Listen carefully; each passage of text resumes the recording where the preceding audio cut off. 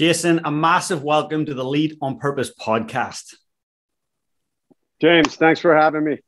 Man, it's just so great to connect. Finally, I've read your book a year or so ago now, Overcome. It was the most amazing book. And for the listener that's listening right now, you got to buy it while you're listening. I know you're on your phone right now, probably listening to podcasts. Get on Amazon and buy it. It's amazing. So look, I'd like to rewind the clock for the listener that's listening right now that hasn't came across your amazing work and your incredible story, inspirational story. Jason, can we talk a little bit about your life, your professional life? I know that we've got a lot of corporate leaders listening right now and some athletes, but your professional life was a little bit different. So please tell us your professional story. Yeah, my story is it's a story of failure and redemption and catastrophic injury that stopped that path and coming to understand that you can lead from any level. So grinding out of that failure, achieving redemption, thinking that the world I finally had gotten, I had worked my way back up and had gotten there, and only to have it all be ripped away again with some pretty severe injuries.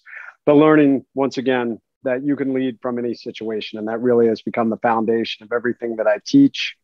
And just blessed. I've had a unique journey in the SEAL teams and, even in the civilian world, and just always learning. I'm a student of leadership. I love that. That beginner mindset as a leader, I guess it's just so important as we go through life, right?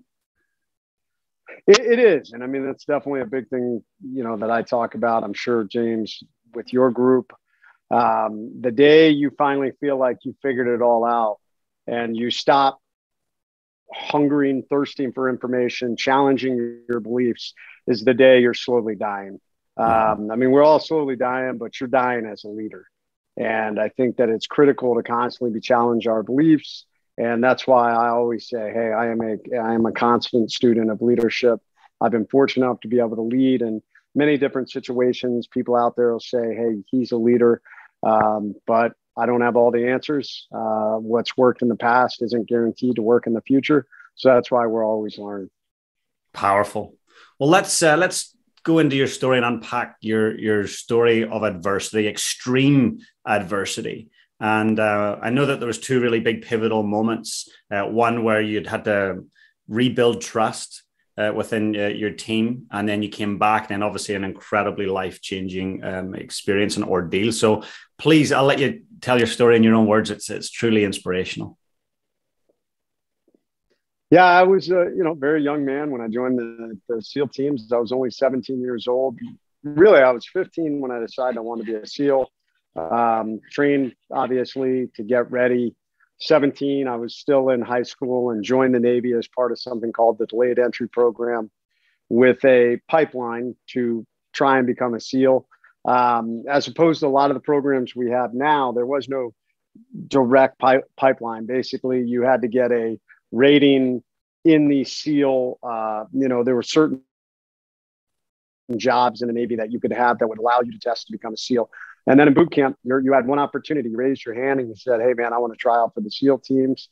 And they would make sure that your scores were good enough. And then they'd let you go do the physical training test. I believe there were 11 of us that tried out, and I think only 3 of us made it. And that started a whole new journey. So this young kid, really the most unlikely of candidates, in my opinion. I mean, I wasn't a star athlete. I'm not this gigantic guy. I'm smaller than the average SEAL, or I'm on the smaller end of the spectrum at least.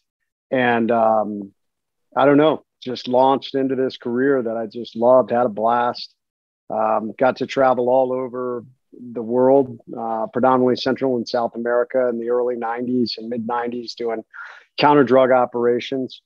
But oftentimes, as more so in young men, I don't see this as often as young women, but when we start to see success at an early age, sometimes we're not careful, that ego and arrogance can start to grow. And it definitely did with me. Continued to excel, became an instructor, did very well at that. Got recommended for a commissioning program in the SEAL teams. Went to school, crushed that, was ranked number 1 out of my college program to come back as a SEAL officer. And this was where I really started to step on my toes, because I came back thinking, hey man, I've got all this experience. I'm this great leader. I was ranked number one, and came back into the SEAL teams thinking I was, I don't know, Patton or something. And there were some specific things that happened. So I was at school when 9/11 happened. I actually started school before 9/11. 9/11 happened in the first year I was at school. So for the last 2 years while I was getting my college degree, the SEAL teams went off to war in 2002, 2003, and I was coming back in 2004.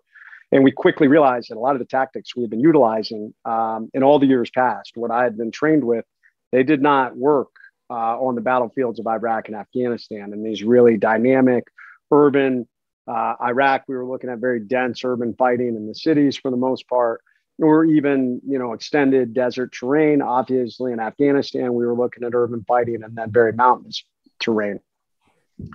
So really, over the 2 years I was in school, we rewrote, most of the SEAL teams rewrote a lot of the tactics. So when I came back thinking I'm God's gift to leadership, everything had changed. And this is where ego and arrogance can be really dangerous, because instead of humbling myself and saying, hey, I really don't know how to do a lot of these things, and asking guys around me and seeking them out, as a young, immature leader, I wasn't willing to admit that. And I just continued, I'll be honest, to struggle, hanging on too tight, making mistakes, and then doing what so many, once again, more of a young men problem, started self-medicating with alcohol to numb my pain from my mistakes, which was further eroding my leadership credibility. And all of that culminated with a bad call on a mission in Afghanistan in 2005.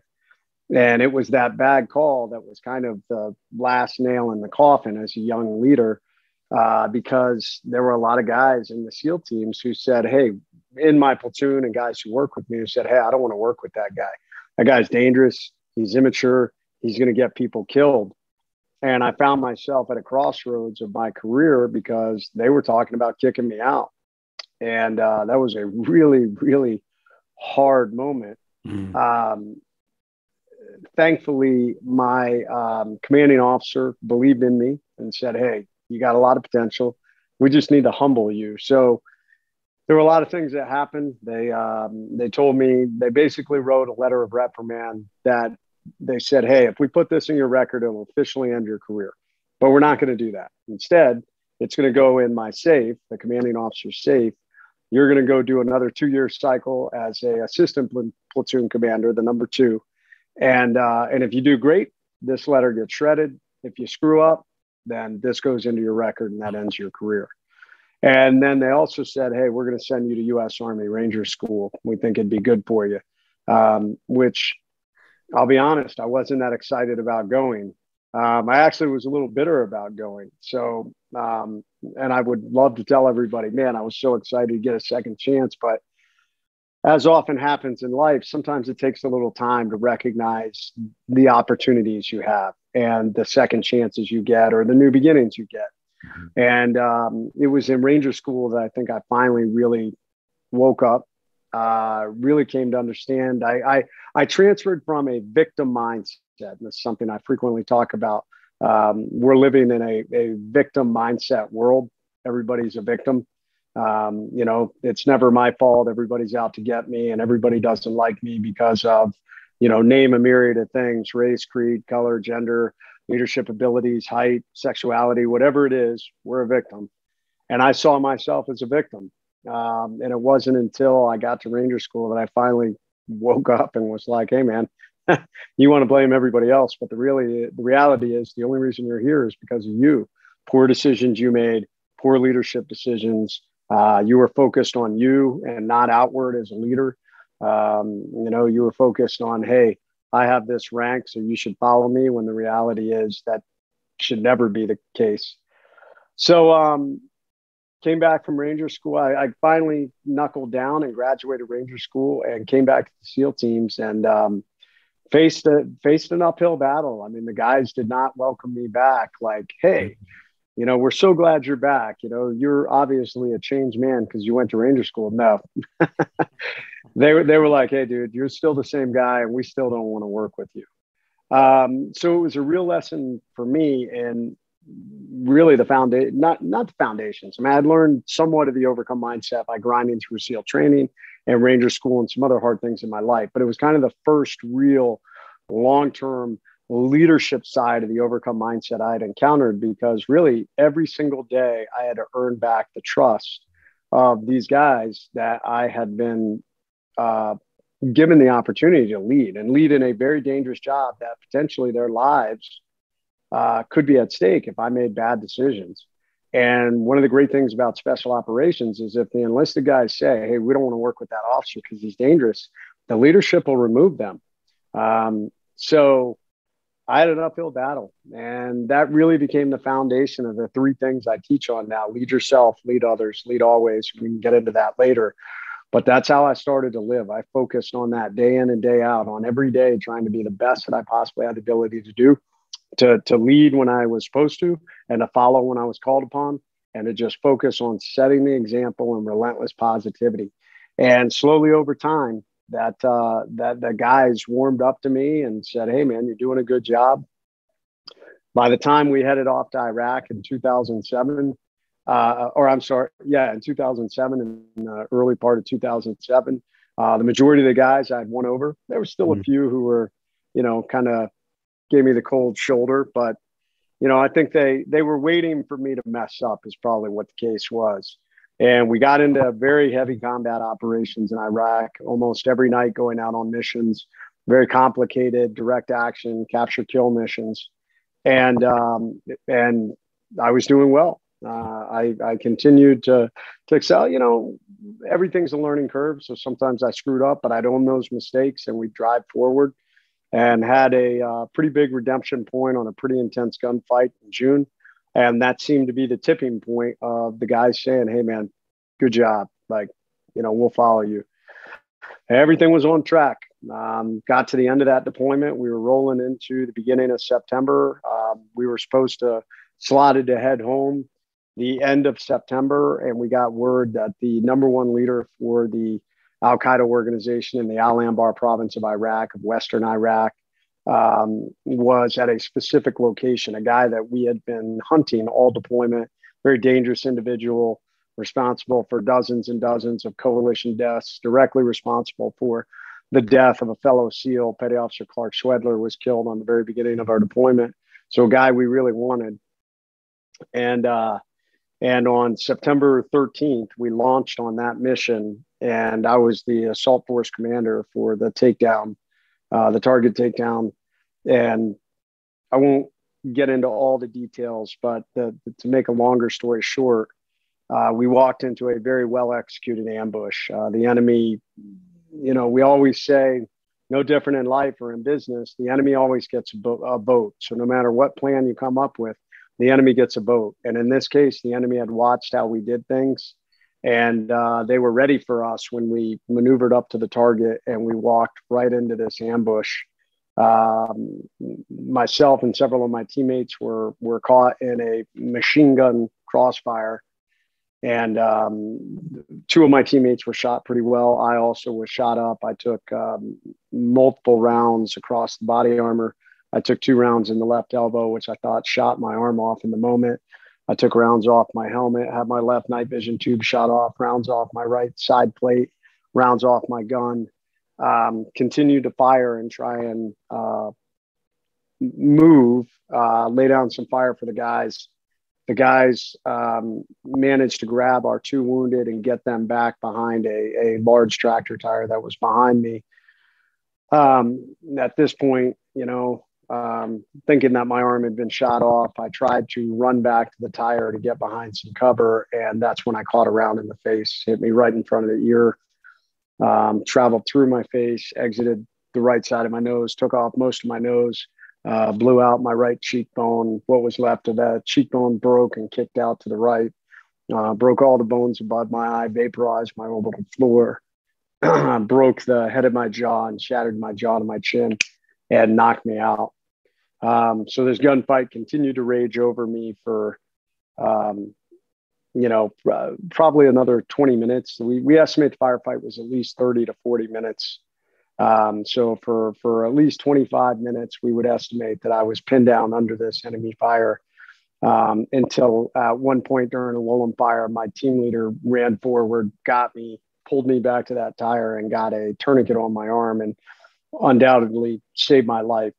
So I owe my life to my teammates, my team leader. And then we ended up calling in a fire mission from the AC-130 gunship, which is a aircraft that has advanced targeting technology and multiple weapon systems on it. It's an amazing platform. It saved more lives on the battlefield probably than anything I can think of. And we ended up calling in a fire mission directly on our position. It ended up being the closest fire mission in the entire Iraq war. And thankfully, we all survived and made it home, but it started a whole new journey. And that journey, when I got to the hospital, was a long and uphill battle again. And obviously, there's a lot of parts to that story that we can get into, because that really began an appreciation of an even higher level of leadership. So I don't know if you want me to pause. Yeah. Because I threw a ton at you. That was amazing, Jason. Wow. And for the listener listening now, I know that they're just enthralled by what you've said. And there's a couple things I do want to unpack. There's a part of the story, and I want to talk about trusting your gut, trusting your intuition, the whisperings that are there. Before you went out for this fight, this essentially to get this number one guy, to try and capture him and kill him, there was one thing that happened that was a crucial part of that story. And I want the leader that's listening right now to go trust your gut. What were the things that you put on your body that made all the difference in the end? Well, and there were two parts. So now I often speak about this. My new planner that I recently put out, called the Point Man Planner, I talk about the 4 Point Man principles. And the third principle is risk assessments and indicators. And indicators are all the things that we see when we're walking through this life. And they can be everything from what we see, what we hear, what we smell, what we notice in the environment around us. In business, it's fluctuations in the market, it's fluctuations in supply chain, it's whatever it is that those indicators, good leaders are watching those things, and they should tip you off to hopefully avoid an upcoming ambush. So there were two things that happened that night that were indicators. Number one, when we were gearing up for the mission, the last thing I did was get all my gear on. We did all our mission planning, and then we made sure all the team gear was ready, vehicles, and if we were taking vehicles or any of the direct equipment we needed for the actual target takedown. And then the last thing you would do was take care of your own personal equipment. When I was gearing up, I was loading my gear, and this little voice said, "Hey, wear your side plates." And I didn't normally wear my side plates. And for those of you that may not understand the vernacular, in the military, in special operations, we have our load-bearing equipment. So it's kind of like a vest. Under that vest or within that vest, you have body armor. You have, armor, ceramic plates that can stop high caliber bullets. You have another vest that stops lower caliber and frag. Then on top of that, you have your magazines, you have your radios, you have grenades and frag and pens and, signaling devices, and basically everything you need to take the fight to the enemy, knives, stuff like that. On the side, there were pockets that you could put side plates for additional protection. The great thing for us as special operators, we had the latitude to decide what we were going to carry. Now, you had to wear your front and rear plates. That was a requirement. And we had basic requirements of what you had to carry. Beyond that, it was on the individual operator. And side plates were heavy. They added additional weight. And when you were operating in dynamic environments, if you were going to be fighting with someone, or you were walking a long distance, or you had to climb over walls or up onto rooftops and things like that, you wanted to be as light as possible. So frequently I would not wear my side plates if it was a mission that we were, patrolling in, or I knew that there was a high likelihood that we were going to get into direct contact with the enemy. And some people would say, well, why would you do that? You know, you're giving up protection. Well, like anything in life, it's risk versus reward. I typically opted to be lighter so that I could move faster as necessary. Now, if it was a mobility operation where there was a high likelihood of hitting IEDs, I would wear my side plates because I wasn't out of the vehicle. I was in the vehicle and we were providing usually security to lock down target. So on that night, I'm getting ready and it's like, wear your side plates. And I was like, why? I don't normally wear my side plates. You know, this isn't a mission. I wear my side plates. Why am I going to do that? You know, once again, the little voice was like, wear your side plates. So I thought about it. I was like, well, you know what, man, we're not patrolling far. We're actually landing the helicopters right on the X. It's a very high risk target. So I said, okay, I'm going to wear my side plates. This is a time where, as an indicator, it saved my life. I took a round right off my right side plate that most likely, if it had not happened, it would have passed through and probably blown out my kidney, my liver, my spine. Who knows what it would have done. But so that was the first case where it did me well. I listened to that little voice. I listened to that intuition. Later that night, when we had taken down the initial target, no one was there. So we thought it was going to be a quiet night.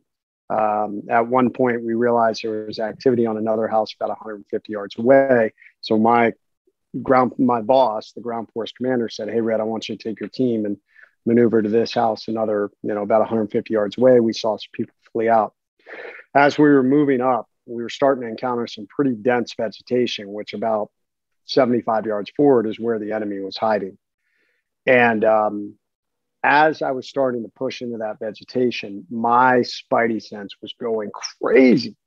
It was like, this is all wrong. Like, you need to stop. Like, you need to reassess. And I listened to that voice for a second, but I said, you know what? That's fear. That's just fear.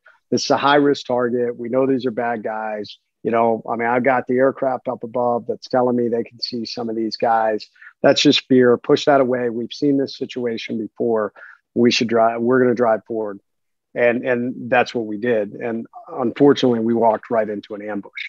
So that's a situation where I didn't listen to my gut. I pushed against it. So I frequently talk about this, that it's always a good idea. If your gut tells you something is wrong or something is off, listen to it and even pull your team together. What I should have done or could have done is I could have pulled my teammates together, especially at least my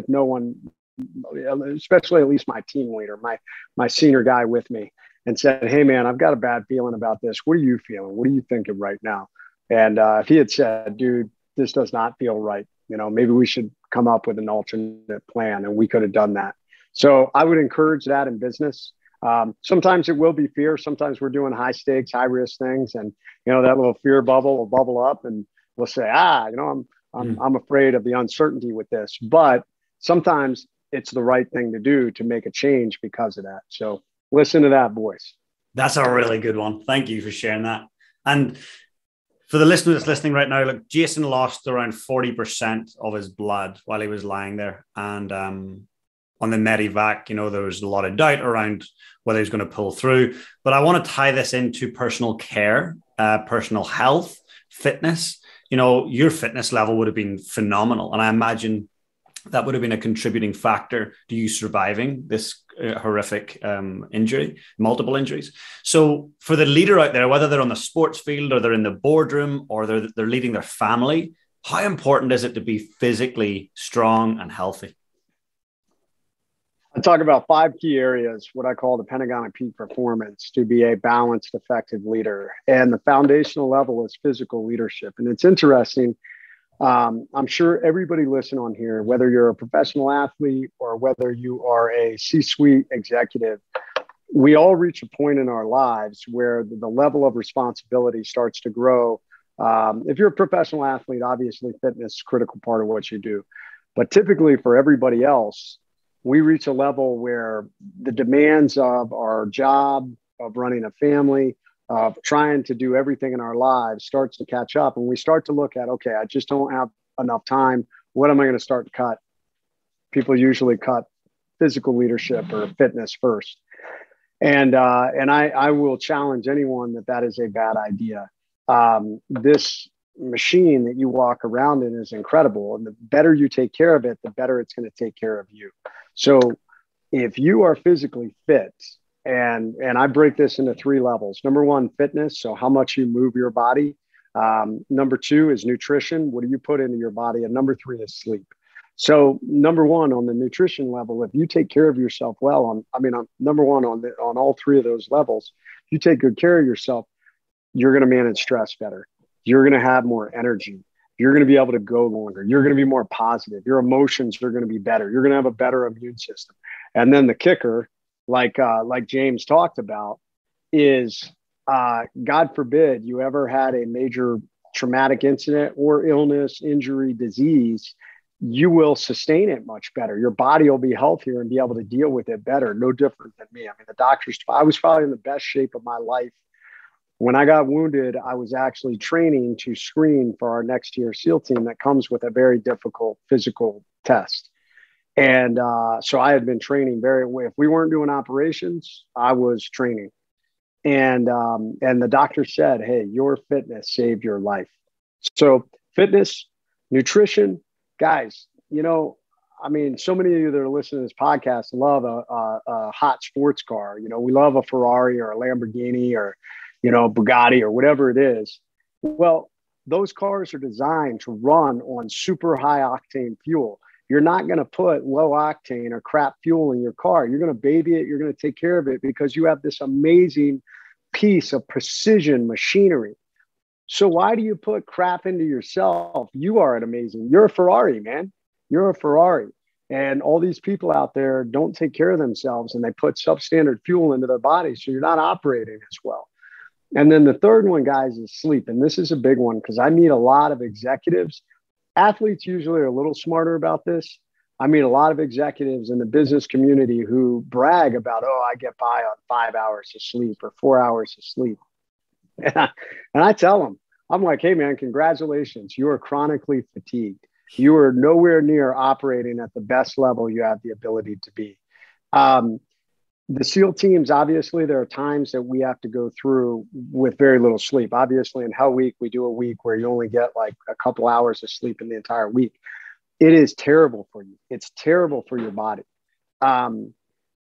We know that it helps develop a great overcome mindset, push through that. So I tell guys, hey, man, you should get good sleep. Your body is healing when it sleeps. Your body is repairing when it sleeps. Your brain, your energy, all these different things are healing.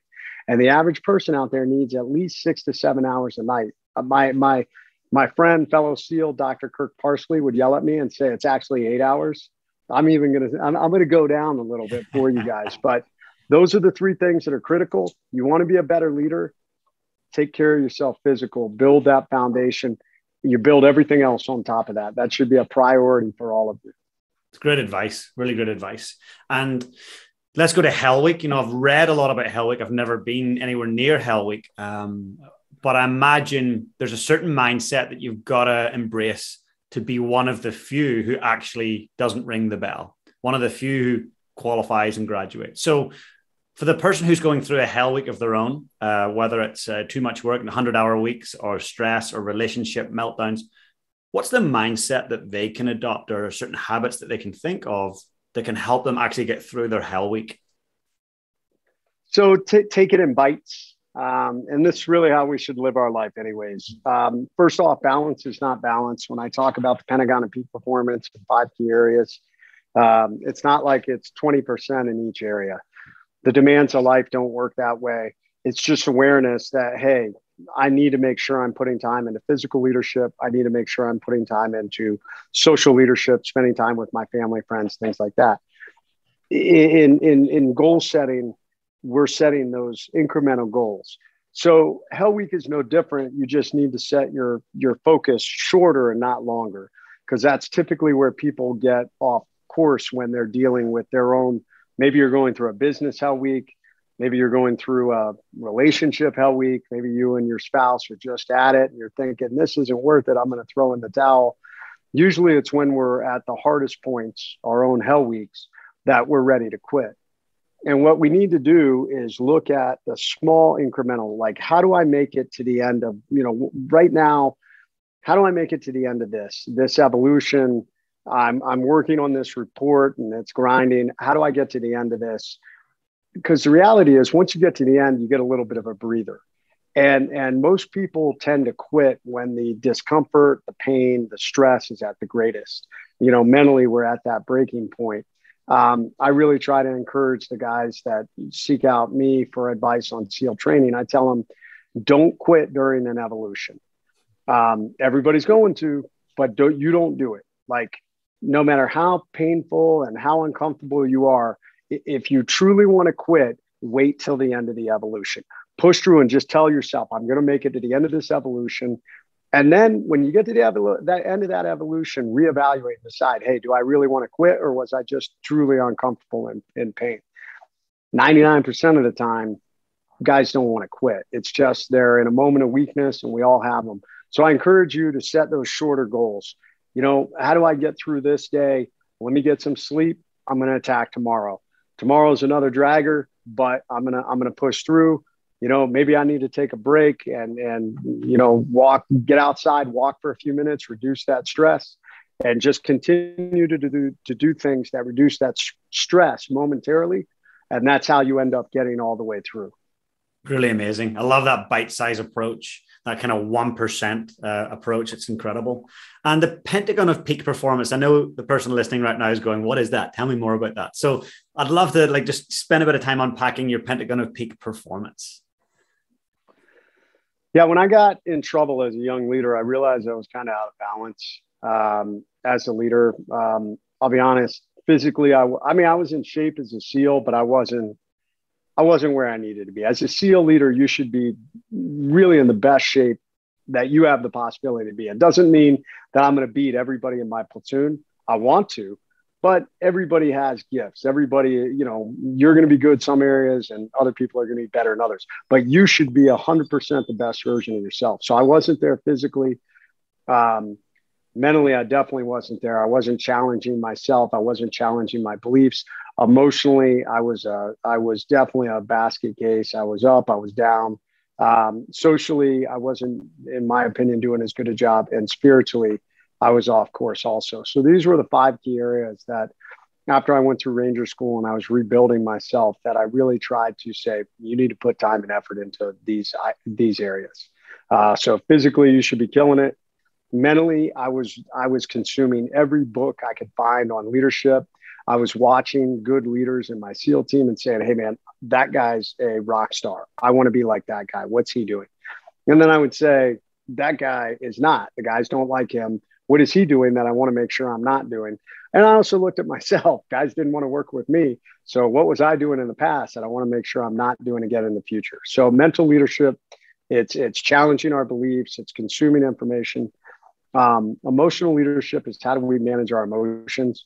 How do we stay even keeled, calm in the chaos? So in the highs, we're not too high. And obviously in the lows, we're still positive and driving forward. Man, I watch so many leaders that allow their emotions to drive their, A, the worst case, their decision-making, or B, at least on a lesser case, their expressions, what they're saying, their sarcasm. And those are things that can damage your credibility as a leader. And they'll damage relationships. Man, I watched people who, in a frustrating moment, throw out that zinger that does nothing to contribute to that situation. All it does is makes their ego feel better. So, but in the long run, as a leader, how is that helping? At the end of the day, as a leader, is how are we making sure that we're moving the ball down the field? And if something you're saying is not contributing to that, that's weak emotional leadership. Mm-hmm. Social leadership is how do we build the rings of influence around us, our teams, and there are 4 rings that I talk about. There's the outermost ring is your professional ring. Those are the people that you work with. You're probably not friends with, but you work with. They help you accomplish the professional things we have in our life. The inner ring is our acquaintances and friends, and this is still in the work sphere. But these are people that you work with, but you are friends with. You probably hang out with them. You go out, you might have a beer after work. You may have lunch with them. You bitch about the boss with them. The next ring is your close friends. These are the people that maybe you grew up with.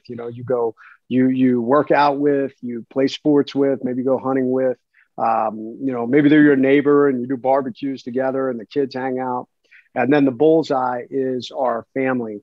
That is your spouse, your kids, your mom, your dad, brothers, sisters. The problem with most of us in Western culture, we have a tendency to place all our emphasis on the outer two rings, on our professional and our work acquaintances and friends. And the inner rings, our close friends and our family, we tend to just take for granted. We just say, well, they're going to be here. They know that I'm working hard and they know I'm doing it for them, but they may not. And if you're not putting some time and effort into them, I've frequently watched when a major life ambush comes along and that gets pressure tested, that's where it breaks. And marriages break and relationships break, friendships break, because you're going through a major life ambush and you didn't invest in those relationships. So I really encourage people to put time and effort into all four rings, recognize that balance is critical. That way, when you have a major life ambush or crisis, you're not pressure testing those innermost rings who really are still going to be with you. Because God forbid, like me, I thought, I often tell people we all ride along on trains. And I rode the Navy SEAL train. Some of you are riding the business train. Some of you are riding the professional athletic train, sports train. Someday, something could happen that throws you off that train, like I got thrown off the SEAL train. So my teammates and friends were still on the train. So those outer two rings, they go away. But who gets off the train with you in a major crisis? It's those inner two rings, the close friends and your family. And if you did not invest in them in that pressure tested situation, they may go away. And that's why I tell people, man, invest in those four rings, build your social leadership. And then the fifth one is spiritual leadership. Faith plays a part for me. Religion, for some people, religion is a part of them. I tell people that religion isn't the end all be all for spiritual leadership. It's more of just getting outside of yourself, having perspective, understanding that, all the problems you're facing, most likely, if you're listening to this podcast, you're probably most likely in a decent place. You have access to technology. You obviously have an internet connection. You have power. The problems you're facing are not that great. They're challenging. They're hard. They could be life-threatening to you. But spiritual leadership, in my opinion, is having perspective that there's a great big world out there. And there are people that are enduring far worse than any of us. And if you can have that perspective, if you can do those things to connect with those types of people, or at least appreciate them, spiritual leadership makes you stronger when you go through your problems. Those 5 areas create the Pentagon. And in my opinion, that creates balance as a leader. That's so, I guess the only word I can use to describe it is fire. Like, that's just amazing way of perspective. The train analogy, you're on this professional train. When you get thrown off the train keeps going. And the only people that get off are the family and loved ones and close friends. That's a real powerful message to us all. And Jason, I want to reinforce for the listener that this is not theory. What you're sharing is not theory. You've walked the walk. And so I want to talk about adversity and I want to talk about self-pity for a second. So you end up in a military hospital and you're thinking, I want to get out for Halloween, which is like a month away. And I want to get out for, I think it was maybe your sister or your sister-in-law's wedding. And you're planning to do these things in the next couple of months. And you turn to the nurse and the nurse says something to you. And I'm not going to share it with the audience yet. I'll let you tell your own story. But then people start coming into the room going, oh, isn't this so awful? These wounded warriors, and I feel so bad.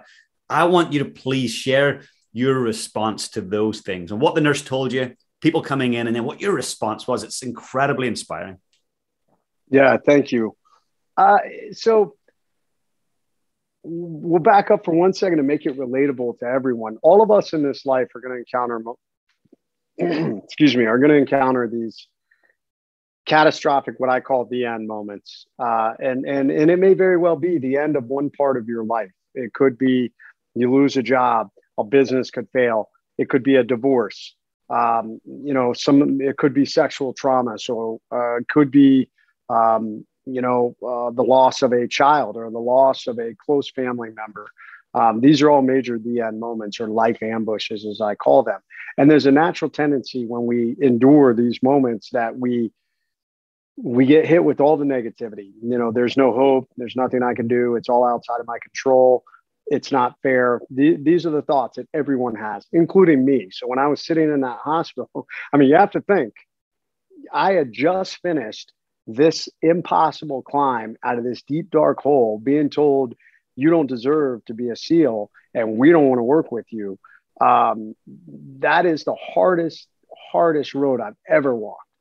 And I climbed out of it and earned my way back to suddenly find myself laying in a hospital bed, being told, hey, you have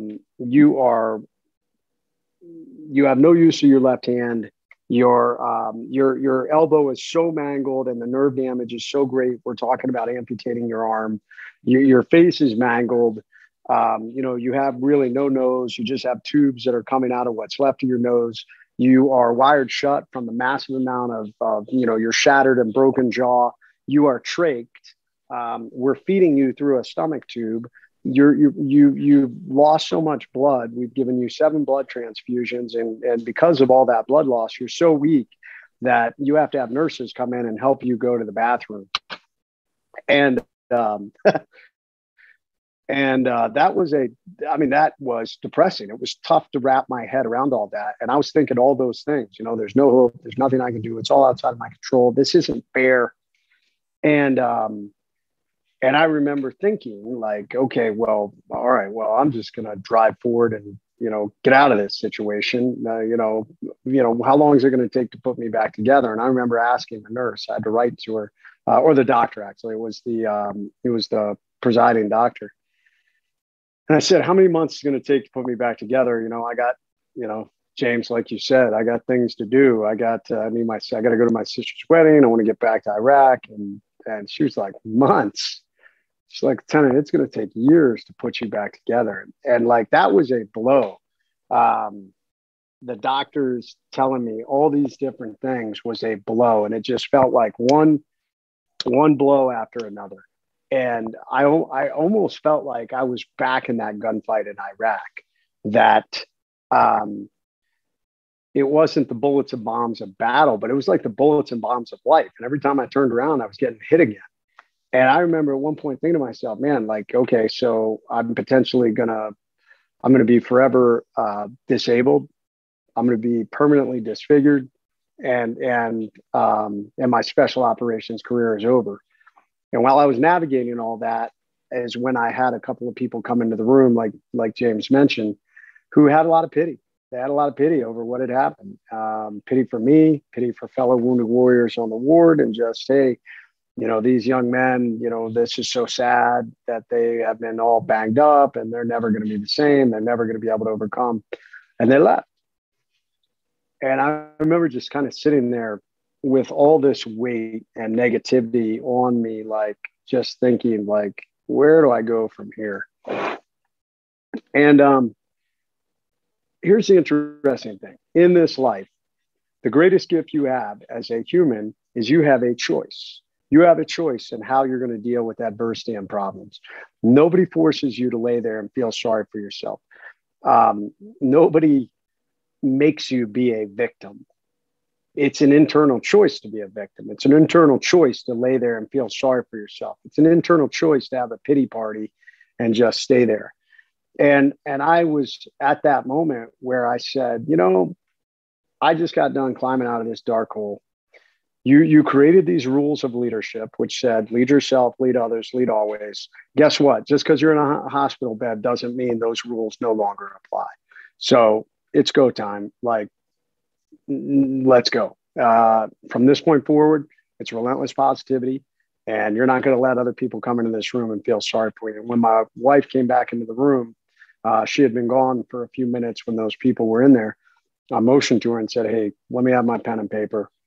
Because I couldn't talk, obviously. And I wrote out I said, never again, never again is anybody going to come into this room feeling sorry for me, because from this point forward, I refuse to feel sorry for myself.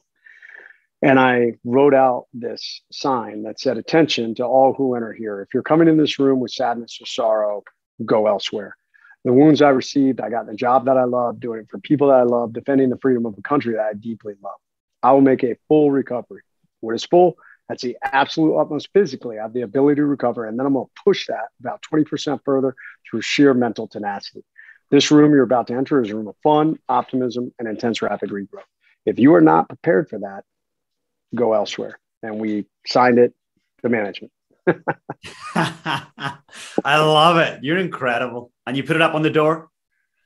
We did. We put it on the door. I said, hey, nobody's allowed into the room until they read this. And the sign took on a life of its own. A New York firefighter, really amazing guy. He had been a Marine and then became a highly decorated New York fire captain. He lost both sons on 9/11. One was a police officer and one was a firefighter. And he started coming to the hospital to visit wounded warriors, and I think just to heal his soul. And he came into my room and met me, and he read the sign and he took a picture of it and he blogged about it. And it ended up going viral. It was all over the news, and it was written about in other blogs. And to this day, it has now gone forward to motivate millions and millions of individuals. It earned me an invitation to the White House, and I met President Bush, who signed it. I didn't feel like it was mine to keep, so we had it framed, and it now hangs in the wounded ward at Walter Reed Hospital in Washington, or in Bethesda, Maryland. It has been written about in amazing books. Secretary Robert Gates, our Secretary of Defense, wrote about it in his book. First Lady Michelle Obama wrote about it not once, but twice in her book. It moved her so much. I don't tell everybody that to say, hey, look at me, I wrote this sign. I tell you that because that is the power of choice. That's the power of choosing positivity in the face of negativity. And as a leader, when you have these moments where you feel down and there's no hope and there's nothing I can do, you need to understand that you have a choice. Hope comes from within. Hope is merely a belief that I can change the outcome of the situation I'm in. It doesn't mean that you're going to get back whatever was lost, crushed, destroyed, set off course. All it means is that I'm going to change the outcome I'm in right now. That is what hope is. And as a leader, you have to believe that. And that's what I believed. And that's what that sign represents. It's powerful. And for the listener, I'm going to make sure and get that exact note. And I'm going to write it out and put it in the show notes so that you can put it up on your own wall in those times of need and hope. So absolutely amazing stuff. Now let's think about leading others. So once you learn to lead yourself and get off the X and learn to adapt, how do we embrace the peak performance, the Pentagon of peak performance? What about leading others? Because I think a lot of us as leaders or people with leadership titles want to go, I just lead other people. That's my job. They don't focus on me and then go into others. So once you've focused on yourself, how do you pivot and then start to lead other people? So there's multiple components of it. If we take it to the most basic level, if you're building a team of individuals and you're building a culture, I talk about how it goes back to SEAL training. In SEAL training, they do an amazing job of building teams, and the teams are built through one of the main ways we do it is through using this little rubber boat called an inflatable boat small. And there are 7 men under that boat. We're all roughly about the same height. And you carry this boat around everywhere you go. And there's coordinated commands to carry the boat at a low carry or carry it at a knee level or waist level or up on your shoulder, or where it's normally carried is on top of your head. And you end up running all over base. You cover hundreds of miles with these boats on your head. And it's painful. Your neck aches and, the boat weighs about 300 pounds empty. You add some sand, a little bit of salt water, and it starts to, maybe an instructor decides to get in and go for a ride. They are painful to carry. And typically, if you were to watch a class go through SEAL training and they were carrying these boats, you would hear a lot of chaos. The instructors would be yelling, but you would hear a lot of chaos and yelling coming from the boats. And you would hear one yell above all others, and that was, get your head under the boat. Because frequently what would happen, no different in life, when the pain and the stress of being in a team is on and we're all trying to carry the weight, someone will try and remove their head to release the pressure. And as soon as they do that, it redistributes the weight on everybody else. I have an amazing picture in my presentations where there's a guy in the back of the boat who has his head out, and the guy in the front directly opposite of him is all crunched down because the weight of the boat shifted. And it's such a great example of being an effective member of a team and understanding you have to carry your weight. So as a leader, you have to make sure not only are you carrying your weight, but you are encouraging and making sure that everybody else in your team is carrying their weight. Because if you allow individuals to take their head out from underneath the boat, temporarily, it's going to cause discomfort. And people are more focused on the discomfort and the pain than they are on moving that boat in the direction where you want it to go or moving your team in that direction. If you allow it to happen longer, then they will totally lose sight of what they're there to do. And all they're thinking about is killing that person that doesn't have their head on the boat. You're losing the culture and camaraderie of the team. And all you've got is animosity towards that individual who's not carrying their weight. So that's number one. Number two is the other thing we do is you're obviously, if you're not carrying the boat, you're rowing the boat and rowing the boat out into some really big sea state, into great big waves. And it takes very coordinated effort. Everybody has to be rowing at the same time, very coordinated in order to row up into, a 12, 15, 20-foot wave, if you will. And if anyone is not rowing at exactly the right time, it could actually cause the boat to pivot. And a boat that pivots in the face of a giant wave will get dumped because you need it to be going straight with speed to punch through the top of the wave. That's no different in any team. A leader has to constantly be encouraging his people, hey, we're all rowing in the same direction. This is where we're going. I need to make sure that everyone understands where are we going. And as a leader, we got to continually reinforce that. Sometimes we underestimate. We think that just because it's in our head or we've said it 4 or 5 times that people know where we're going. People, they're dealing with all kinds of stuff, their family, work, personal problems, whatever it is. And if we're not constantly beating the drum as leaders, like, hey, this is where we're going, they lose sight. And all of a sudden, if you're not careful, you got a team that's rowing at different times. The third component is something we call main effort and supporting effort. And this is really critical to understand. This is where a lot of organizations get off track, because when we talk about main effort and supporting effort, it's when we're leading multiple teams within an organization. In America, I frequently talk about football as a great example of this. So, but use any sport. So transcribe it to any sports. I will admit, I don't study rugby a lot, so I wouldn't be able to speak intelligently on that. But I will say in American football and in rugby, the main effort is to win. It is to win. That is the main effort. The supporting effort are all the different pieces that go together into that. It's your coaching staff. If it's a professional team, it's your administration staff. It's, who handles payroll, who handles recruiting. You get into the players, and now in American football, you've got your offense, your defense, you've got your quarterbacks, you've got your offensive line, you've got your receiving core, your defensive line, linebackers, secondary, all that. Those are called supporting effort. As a leader, we have to make sure that they always understand what is the main effort or what we're doing, because sometimes supporting efforts will lose sight of, hey, we're here to win. And they start focusing so heavily on their own individual little piece of the puzzle that they start to place it at a higher priority over the main effort. And this is where things get off track. This is where silos start to develop in an organization. This is where an organization gets off track. And that's why a leader and leaders of every supporting effort must always beating that drum. Hey guys, what is the main effort? And if your organization is to sell amazing widgets, then guess what? It should be our mission, our main effort is to provide our customers with the best amazing widgets on the planet. And whether you're in accounting or engineering or sales or customer service, it's always back to presenting the greatest widget there is. That is the main effort. And so often, you know, in leadership, you have to remember that's why I'm here. And obviously praise your teams for doing that, but you're constantly boom, boom, beating that drum. This is the main effort. So I could get a little deeper.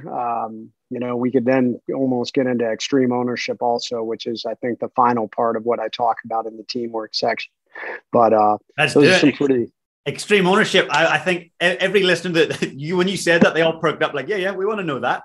Tell us about extreme ownership. Yeah, so obviously giving credit to Jocko Willink and Leif Babin, my teammates who served in Ramadi, which Leif and Jocko ran with Task Unit Bruiser, which, you know, a troop that did a lot of work, you know, some pretty heavy hitters in there. Mark Lee was one of the first SEALs killed in Iraq. Mark was part of Bruiser. Chris Kyle was assigned to them, the legendary American sniper. So pretty amazing group of guys. But Jocko and Leif wrote a book called Extreme Ownership. And it's about the idea that as a leader, when we were managing our teams, you know, there is an overlap. And this is something I frequently talk about within organizations, that you have to teach every single person in your organization they are a leader, from the brand new guy all the way to the most senior individual. And you want to build a team of leaders, individuals who are making decisions on the fly, who you push that decision making down, you trust them to make those decisions. But at the end of the day, you, the leader, regardless of how much autonomy you want to give your team, you are the leader. And when things go wrong, you have to own it. And a lot of leaders don't do this. A lot of leaders, when things start to go wrong, they immediately look externally. They start to look at, well, what broke? What went wrong? Who did what wrong? What are the external factors? And really good leaders who manage great teams, they immediately look inward and they say, well, what did I do wrong? What didn't I provide my team to make them successful? Did I not give them enough training? Did I not give them adequate resources? Did I not give them the right guidance? Did I not give them enough motivation? Did I not show them the right and left limits that they needed to operate within? Did I not hold members of the team accountable, which allowed them to slip, which set them up for failure? That's extreme ownership. And, you know, Jocko really does a great job of illustrating that point. I interview him in the book Overcome, and we talk about those things. But if you're going to be a good leader and you want to build a great culture, you got to take extreme ownership of everything that goes on. And I tell you, the greatest leaders I ever worked for, I frequently talk about Vince Peterson in my book, who is a legendary SEAL, not his real name, but probably one of the greatest leaders I ever worked for. And a lot of the leadership lessons I teach came directly from Vince.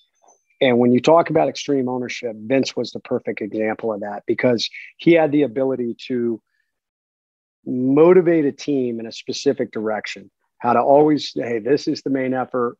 This is where we need to go. He always showed he had his head under the boat, and he encouraged us to row in the right direction. And when we would get there, he would then give all the credit to everyone, you know, never himself. You know, he would praise all the guys and he would highlight people, and, you know, these people are the reason why this occurred. We achieved this success because these people had the ideas. And it was only later in my career I began to realize that he planted those seeds long ago. It was always his idea. And if it went wrong, he owned it. It was his fault if it went wrong. So probably one of the best leaders I ever had the opportunity to work with. What a privilege. And to apply that to your fatherhood, you know, being a dad, being a partner, being a son, being a daughter, whoever you are, and when you're listening right now, applying that to every aspect of your life, taking extreme ownership for your actions or your inactions. And I'm glad you brought the book up again, Overcome. Please, if you're listening, take a moment and order it. It's an incredible leadership book, life book. It's got insights that are going to help you traverse life when things get tough, and they do get tough. There's another ambush waiting around the corner. And I guess, Jason, that's the thing with an ambush. You don't know when the ambush is happening because it's an ambush, and you can't plan for the death in a family generally. You can't plan for a global pandemic. And so having those skill sets are critical. So the book is a must buy. If you're an Audible listener, go and get it on there. But I certainly recommend buy. made hundreds of notes in it, highlighted it, taken distinctions away. It's been incredible. So I want to thank you for distilling your leadership excellence, your leadership experience, your adversity, and how you traversed it into one book that is it's a best-selling book. And I know that you are a New York Times best-selling author. I mean, we're so fortunate that you've taken the time to do that. So I want to thank you. James, my honor. And I want to double tap the fatherhood thing. You know, as a parent, I think people overcomplicate being a parent. At the end of the day, the rules of leadership I talk about overcome apply in parenting. And, you know, it comes down to how do you lead yourself? You know, if you tell your kids, hey, do this, but you're doing the opposite, guess what? They're going to end up doing the opposite. But if you set the example for your kids, 90% of the time, they're going to follow your example. If you're into fitness, your kids are going to follow. If you're into whatever it is, typically kids will follow. So set the example for your kids and you'll be amazed. Even if sometimes you feel like, hey, they're not paying any attention. It's pretty fantastic. My oldest daughter is actually one of my coaches now. She's 19. She's getting ready to turn 20. And even though she's super young, she's grown up listening to me. And I love it. She's so smart. And the people in our coaching group are like, man, she's so wise beyond her years. So set that example for your kids and it will reap dividends.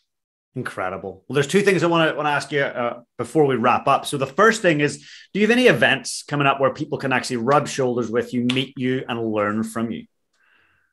Yeah, absolutely. So I have two ticketed events that are coming up. One is a leadership development event on, I am a professional speaker. I don't feel like it today. It's a leadership development event called Roger Up. And it is in Chicago, Illinois, September 1st through 3rd. Myself and some other amazing speakers are going to be talking about leadership. We're going to be talking about mental toughness. We're going to talk about emotional leadership. A fellow SEAL, Senior Chief Will Branham, is going to be there also. We got Nick Kumalatsis, who is a Marine Corps MARSOC Raider. So it's a great group, a great lineup. And we just want to encourage individuals to check it out, come out to the event, get out of your comfort zone. And there's an opportunity to have a mastermind with me one night. There's an opportunity to have a mastermind with Nick Kumalatsis one night. So a great event, rogerupevent.com. And then I am running earlier this year. It's a crazy world we're living in. There's a lot of division. We're seeing violence on the rise. We're seeing disasters and destabilization around the world. As a SEAL instructor, I taught marksmanship and survival. So I put together a course called the Overcome and Survive course, really targeting the average individual out there that maybe you own a gun, maybe you understand a little bit of survival, but you never have really come to understand. I want you to be comfortable with a firearm. I want you to be comfortable to understand how to de-escalate a dangerous situation. I want you to understand whether it's a storm or whether, the country has collapsed, understand some basic levels of survival. And that's what this course is. So overcomeandsurvive.com. We're doing that the weekend of September 16th through 18th in North Carolina. Amazing. I'm going to put those in the show notes for anybody that's keen to go and join those. And the work that you do is phenomenal. It's world class. And to get an opportunity to sit with you and learn from you directly, I mean, what a privilege for people to do that. So I look forward to bringing you down to New Zealand and Australia at some point and getting you in front of Kiwis and Aussies. They will love you. I want to be there. Let's do it. Now, there's one last question I'd like to ask you. So fast forward many, many years. It's your last breath, their last breaths. And one of your kids or both your kids are sitting there and they say, Dad, how can we lead our life with purpose? What would you say to them? Go out and help make other people better. Beautiful. I love it. Well, guys, you heard it here. Go out and help make other people better. I mean, when you do that, you're focused outwards, right? Absolutely. Really powerful. And the one other thing I want to highlight for the person that's listening and they're not watching the video right now, you got the best t-shirt on, No Bad Days. I love it. It's an entire line on the back is my skull. So Wow. this was drawn by an artist. The bullet hole in the forehead was actually in my helmet. So miraculous that I'm still here. But the damage to the face was actually taken directly off the CT scan.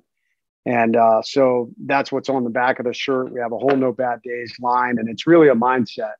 And the mindset is this, you know, so many people whine and complain and have that victim mindset. Oh my God, I had a bad day, when really it's nothing. It's a scheduled disruption at best.